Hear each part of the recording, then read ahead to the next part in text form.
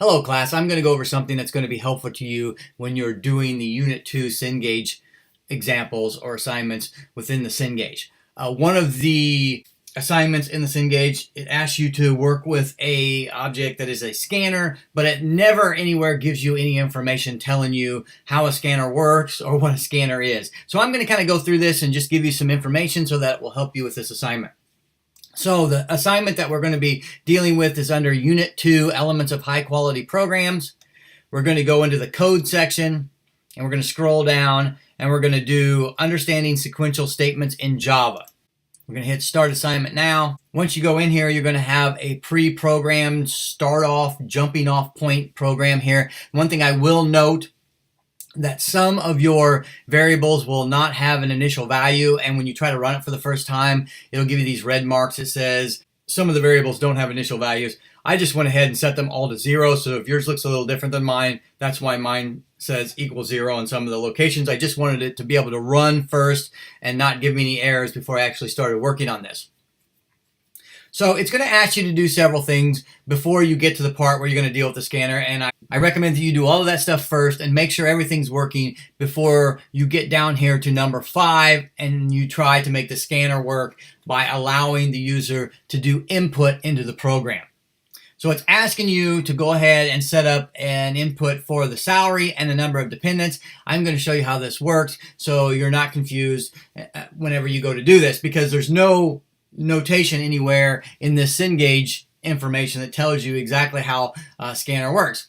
So let me tell you what scanner is. The scanner is just an object that allows you to receive information from the command line. This is not as common these days because a lot of programs are GUI programs and they have a pop-up box that comes up and asks for information, but this is something that it is good to know, so I'm going to show you how to do this. So first of all, they have already declared an instance of scanner for you here. You can see in this line right here, they say scanner s equals new scanner. So that's creating an instance of scanner that you can use in your program. And we're going to use that to get the information for this salary as the first thing. So instead of saying double salary equals 1,250, which is a literal value, we are going to set that to whatever the user types in from the scanner. So we're going to say s, which is the scanner, dot next double. And that is a method, so you do have to put the parentheses around it. And now when we run the program, instead of it initially knowing what the value of salary is, it's going to ask the user for what the value of salary is. So I'm going to run this code. You're going to notice over here that it's just going to stop with a little blinky cursor here, waiting for my input. I'm going to put 3,000 in there, hit enter, and you can see that it now says that the salary is 3,000. So it took my input, put it into that variable, and then printed it out where it says to print out the salary. I just want you to know that there are different variable types that Scanner can bring in, and one of the ones that you'll use quite often is the text. So I'm going to show you how to do that as well. So I'm going to add another variable here. I'm going to call that string, and I'm going to call that name. And I'm going to make that equal to, and this time I'm going to say scanner s dot next line with parentheses.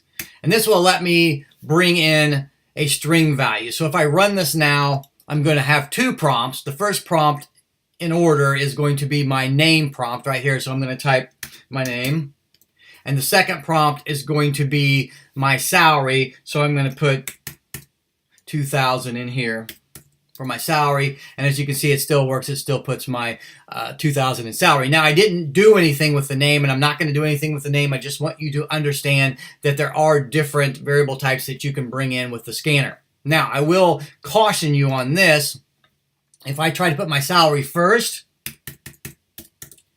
it'll take that because it can convert that to a string. But if I try to put my name second, it's going to give an error because it's trying to bring a string into a double, and that's not going to be allowed. So in order to make this a little more user-friendly, you're probably going to want to put a prompt in for the user telling them what you're expecting. So I'm going to go here and I'm just going to copy one of these print lines. Doesn't matter which one you copy.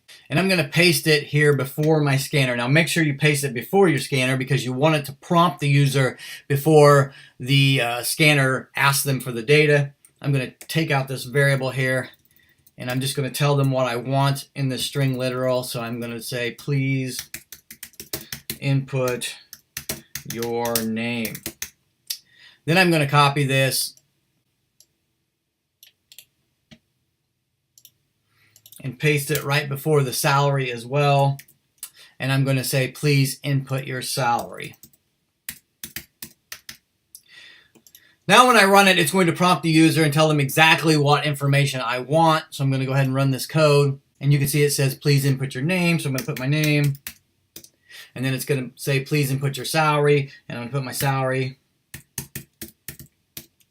And now it's going to accept the items in the order that it should have. So you're going to have to make some different modifications for the assignment, but I just wanted to go over this with you just so you understood what a scanner was and how it worked. As always, if you have any questions other than this or any questions at all while doing any of the assignments, please email me or text me or ask me in some way, see me in class, ask me in some way, because I will always be glad to help you. So that's it for now, and I'll see you in another video.